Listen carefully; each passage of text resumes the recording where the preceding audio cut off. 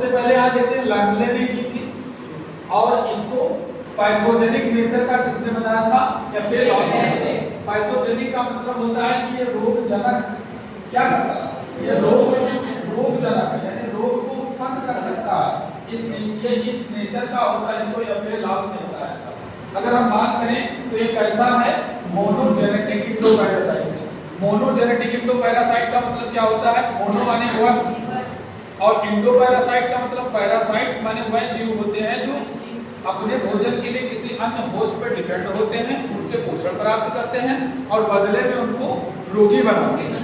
लेकिन अब ये दो प्रकार का होता था पैरासाइट, एक एक्सोपैरासाइट था और एक एंडोपैरासाइट। तो एक्सो माने जो बाह्य स्रोतों से यानी बाहर से, होस्ट के बाहर से ही पोषण प्राप्त कर लेते हैं, लेकिन ये इस कंडीशन में नहीं आता, ये इंडो में जाता है यानी अंदर जाएगा। जिस किसी होस्ट से पोषण प्राप्त करेगा उसके शरीर के अंदर एंटर करके पोषण प्राप्त करेगा, इसलिए इसको इंडोपैरासाइट कहते हैं। दूसरा टर्म जो हमारा है मोनोजेनेटिक, इसको समझिए।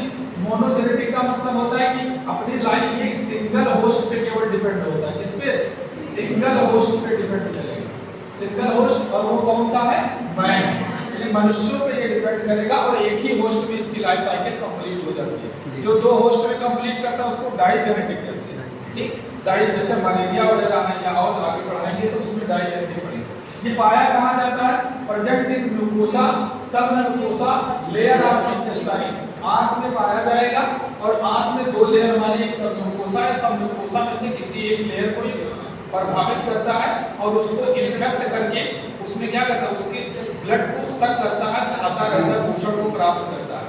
इसके साथ साथ एंड अमीबा में कॉन्ट्रैक्टाइल वैक्यूल नहीं पाई जाती। कॉन्ट्रैक्टाइल वैक्यूल्स का मतलब होता है संकुचनशील रिक्तिकाएं।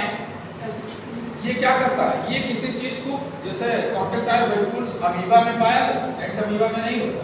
ये क्या करता है, वाटर को एब्जॉर्ब भी करता है आवश्यकता अनुसार, और जब आवश्यकता से अधिक हो जाता है तो उसको बाहर भी निकालता है। ये काम कॉन्ट्रैक्टाइल वैक्यूल का होता है, परंतु इसमें उन्हें पानी की कोई जरूरत है नहीं, इसलिए यहाँ कॉन्ट्रैक्टाइल वैक्यूल क्या है, एब्सेंट है। अगला देखिएगा, हमने कहा अमीबा जो होता है वो मोनोपोडियल होता है। मोनोपोडियल का मतलब है केवल एक ही स्यूडोपोडिया यहाँ देखने को आपको मिल रहा होगा, ये स्यूडोपोडिया एक ही तरफ में लगता है, जबकि अमीबा में ऐसा नहीं है। अमीबा में कई सारे आपको देखने को मिलेगा, कहीं इधर मिलेगा, कहीं इधर छोटा सा उभार निकला है, कहीं उधर छोटा सा उभार निकला है, और स्यूडोपोडिया लोकोमोशन में भी हेल्प करता है। आपको अमीबा में पढ़ाया गया है एक अमीबा, लेकिन यहाँ पर सिर्फ एक ही स्यूडोपोडिया होता है। अगर इसके फिगर की बात करें तो ये देखिए सबसे बाहर की एक लेयर होती है, इसको इक्टोप्लाज्म कहते हैं, बाहर वाली, अंदर वाली को एंडोप्लाज्म कहते हैं। ये नॉन ग्रेनुलर होती है और ये ग्रेनुलर होती है, और इसके अंदर क्या क्या पाया जाएगा, सबसे बीच में तो ये न्यूक्लियस मौजूद है। दूसरा, इसके अंदर जब ये किसी चीज को इन्फेक्ट करेगा, एनिमाइड के अंदर इंटेस्टाइन में रहता है, इंटेस्टाइन की म्यूकोसा या सब म्यूकोसा लेयर को इन्फेक्ट करेगा, उसको खाएगा, तो खाने के पर इसके क्या, इसके अंदर इंजेस्टेड आरबीसी चली जाएगी। इंजेस्टेड यानी जिसको अंदर ग्रहण किया, और आरबीसी रेड ब्लड कैप्सूल्स ये इसके अंदर क्या होगा, एंटर करके। इसके साथ साथ बाकी और इसके साइटोप्लाज्म में आप देखिए फूड वैक्यूल्स पाई जाती है, खाद्य धानियां, इसको क्या बोलते हैं, खाद्य धानियां। ये खाद्य धानियां इसमें पाई जाती हैं। ये जो इंजेस्टेड आरबीसीज हैं, कुरुद की खा कर अपने अंदर फूड वैक्यूल्स के रूप में अंदर रख लेता है, इसी से इसका पाचन होता है और इसी से इसको ऊर्जा मिलती रहती है, अपना कार्य करता रहता है।